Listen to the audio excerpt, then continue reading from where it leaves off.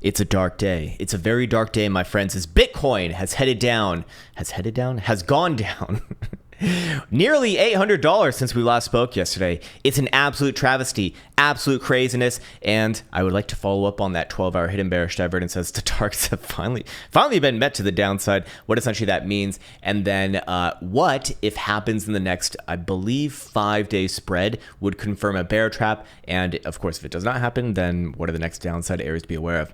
Anyways, welcome back to the Krown Crypto channel. It's a nice little Thursday morning over here. I think it's time to just jump right into the actual content of the day, because this one is actually, well, the most action that we've seen in a while. So first things first, 12-hour time frame, we did see that hidden bearish divergence. This was confirmed about 10 days ago. Now finally finding its downside target here.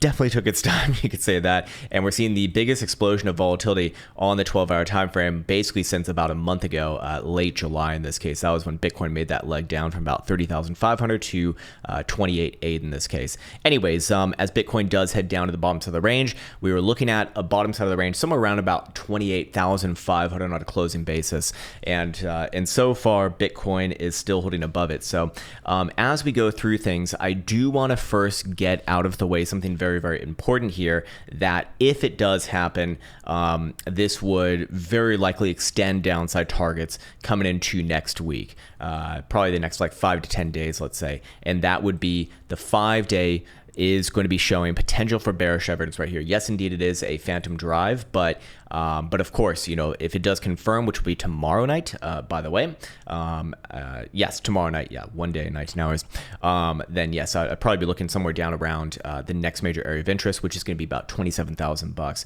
We'll come at it from another angle a little bit later, but in the meantime, I do want to, let's actually go to a fresh chart right here, and I do want to go over a few of the other things that Bitcoin has hit in the interim before this is confirmed. So again, not confirmed just yet. Coming into tomorrow, though, it will be confirmed if Bitcoin does essentially hit here or lower, thus likely be getting continuation of the downside, I would say, into next week, probably down to low 27,000, upper $26,000 territory. Anyways, as we go through it, I do want to start off over here on the daily time frame and just show that currently speaking, I guess there's a little bit of hopium for the boo laws. In this case, we do see that Bitcoin is bouncing off the bottom side of the daily Gaussian channel in this as of right now, which is coming in around 28.4, yeah, 28.4. That is also to say that Bitcoin starts to close below this region. Yeah, I would be looking for the next leg down, actually all the way towards 26.9, 27,000 bucks, let's say. Going off of the 2-day time frame as well, we can see that Bitcoin is bouncing off the mean band thus far here too. So again, a few causes for potential hopium, and of course, this is also going to be in alignment with the 4-hour HPDR range lows that we were looking at from yesterday as well. Did move down a little bit here on these last few ticks, but that's okay. Still playing above it, and this would be officially basically 28,400. So a lot of things coming within that region. Personally speaking, I do think that a 4-hour time frame would probably be a little bit too low of a time frame to really confirm that next move to the downside, but probably a 12-hour or especially a daily will definitely do it for me. And at that point, yes, what's the next range low? For the 4-hour, it comes in around about 27.5, so probably expect a little bit of a short-term attempt for a bounce there. Personally speaking, I do think that Bitcoin would probably reach a little bit lower than that if that were to happen to begin with. Going back on over here, or was it over here? No, was it over here? Yeah, the weekly's actually bounced off the top side of the Gaussian channel as well. So there is potential for a bit of a bear trap, but potential is not the same thing as, you know, confirmation. What would actually confirm a bear trap? Well, in this case, I'd go back over to this chart here, and very obviously, if Bitcoin could just reclaim the average of the current range, which is essentially yesterday's breakdown region at 29,400 on a closing basis, that would do it for me. I would be looking at this as a bit of a spring, on a reaccumulation, and Bitcoin likely to travel back up closer to 30,000 bucks relatively fast after that, if that were to happen. But that's a big if right now. As of right now, you know, pressure does remain to the downside, as we'll go through over here, referencing stochastic momentum. Starting off with the 2-day time frame, we can see that this one continues to remain to the downside as long as Bitcoin's below 29,200.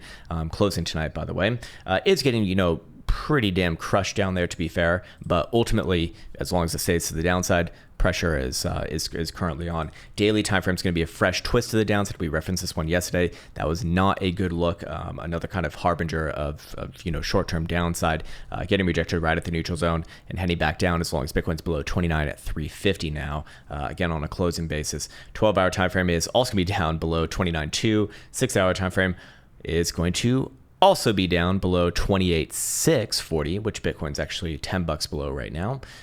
So not super concerning. 4-hour time frame looks like it will have a twist to the upside above 28.5, and hourly will also probably be to the upside. Indeed, it is above 28.5 as well. So could we see a little bit of a short-term bounce, especially if the 6-hour time frame starts to turn up here? Yeah, I do think so. Could that lead into that potential for a bear trap situation? Again, need to see Bitcoin back above 29.2 at minimum on a 4-hour closing basis. And I would say realistically, personally speaking, I think within these next couple days. But technically speaking, as long as Bitcoin just hasn't, shit the bed below this 28.4 region on a closing basis, it's kind of still available there. But the longer that it kind of hangs down around here, the worse and worse it will start to look. Anyways, is this basically going to be the first time that we're seeing an explosion of volatility in over a couple months? What does the daily say? The daily is actually still relatively low here. It is rising as of right now, but not in anything that would suggest to me that we're seeing anything like super unordinary. For reference, the July move to the downside did reach just around 50 percentile right here in the HPDRV. So, I really need to see it like above the 50 level. That's when moves really start to get a lot more severe. But if we start to see that to the downside, again, somewhere around 26.9, 27, with likely a bounce attempt on the way at 27.5. So I think that's actually going to do it for today. A really, really short one, but doesn't really need to be much other than that, I suspect. Anyways, I'm just referencing over here. Did I miss anything else? No, I think we got everything actually nice and short and sweet on this one. So I'll leave it right there. Again, if you're just looking at the overall range, I think this one gets it incredibly well. So I will leave it there, and I will once again do a very quick free shill for the Jewel Light. You can still get it for free for the first 30 days if you follow the directions in the link in the description below.